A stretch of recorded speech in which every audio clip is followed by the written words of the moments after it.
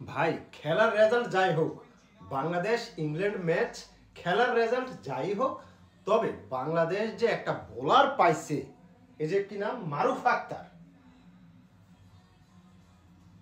এক কথায় অসাধারণ ভাই।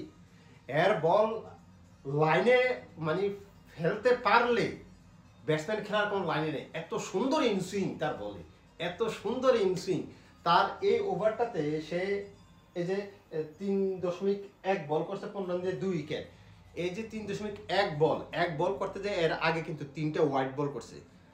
বল মিডল স্টাম্পে পইরা বল ডাইরেক্ট চলে যেতেছে, লেগ স্টাম্প দিয়ে বেরিয়ে যেতেছে। এত সুন্দর সুইং করতেছে, ওয়াইড 3টা দিয়ে একটা বল শুধু লাইন মতো দিছে।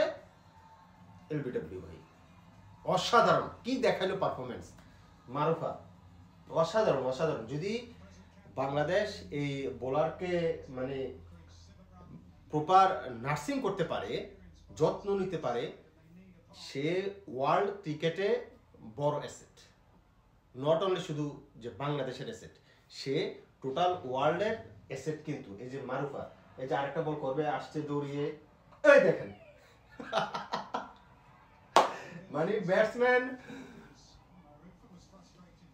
যদি দেখে শুনে, এই যে দেখেন এই যে আউটটা, ব্যাটসম্যান যদি খুব বেশি সতর্ক না থাকে, তার বল ফেস করাটা অনেক ডিফিকাল্ট। অনেক সতর্ক থাকতে হবে, অনেক সতর্ক থাকবে। তার বলের পেস এবং সুইং একই সাথে, মেয়ে মানুষ তো, তার বলে 110-15 পিস। দেখা যাক আরেকটা বল দেখি একসাথে, আসছে মারুফা, ও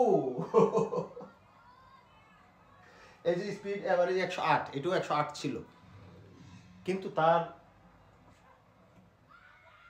খেলতেই পারতেছে না। মানে খেলার রেজাল্ট ভাই যাই হোক, বাংলাদেশ রান কম করছে তাদের সাথে, ইংল্যান্ড তুলনায় রানটা কম হয়ে গেছে। রানটা 200+ হইলে হয়তো ফাইট হইতে পারতো, তবে খেলা এখনো বলা যায় না। তবে হারজিত যাই হোক, বাংলাদেশ দল এমন একটা বোলার পাইছে যেটা কিনা অনেক দিন সার্ভ করতে পারবে বাংলাদেশকে, এবং ওয়ার্ল্ড ক্রিকেটে আমার কাছে মনে হয় যে সে রাজত্ব করতে পারবে। ভালো পেস, ভালো সুইং, 2 উইকেট পাইলো, অসাধারণ। 2টি এলবিডব্লিউ, অসাধারণ অসাধারণ। আরেকটা হয়তো ইনসাইড ইচ হয়ে ব্যাটে লাগছিল ওইটা, আর আরেকটা ক্যাচ আউটের আবেদন হয়েছিল, সেটা আম্পায়ার দেয় না। ওইটা একটু সতর্ক, মানে কি বলে, সংকোচ আছে আমার, হয়তো ব্যাটে হালকা লাগলেও লাগতে পারে, কিন্তু আমার আবার মনে হয় যে লাগে নাই, প্যাডে লাগছে, ওইটা ক্যাচ ধরছিল কিপার। এনিওয়ে অসাধারণ বল করতেছে মারুফা আক্তার, আউটস্ট্যান্ডিং। যাই হোক, আর 2টা বল বাকি আছে, 2টা বল একসাথে দেখি আমরা, দেখা যাক। এখন দৌড় শুরু করবে মারুফা। ও আউট আউট আউট আউট, আরেকটা আউট, আরেকটা আউট, আরেকটা আউট, আরেকটা আউট, ও মাই গড, আউট আউট। এটা রিভিউ নিয়ে লাভ নাই, লাভ নাই। অফিস টাইমের বাইরে পরে যেভাবে মানে বলটা সুইং করছে, অসাধারণ। ও মাই গড, রিভিউ নিছে। এনিওয়ে এটা লেগ স্টাম্প টাচ করবে আর কি, এটা লেগ স্টাম্প টাচ করবে, যেহেতু আম্পায়ার কল, সেহেতু আউট হয়ে যাবে সে। বলের টানটা দেখছেন তো, মানে বলটা কতটুকু বাইরে পড়ে। ইনসাইড ইচ তো হয়নি, না না না না না, ইনসাইড ইচ হয় নাই। বল ব্যাটের আমার কাছে মনে হয় যে ইনসাইড ইচ হয় নাই। দেখা যাক, আমার মাইক্রোফোনের সাউন্ড ক্লিয়ার কিনা আমি জানি না। হঠাৎ করে ইনসাইড ইচ হইছে, হয় নাই হয় নাই হয় নাই হয় নাই হয় নাই, ফ্ল্যাট লাইন, ইনসাইড ইচ হয় নাই। এনিওয়ে আউট হবে তাহলে, কারণ আম্পায়ার কল ছিল এটা আউট। বলটা লেগ স্টাম্প টাচ করার কথা আমার ধারণা অনুযায়ী। দেখা যাক,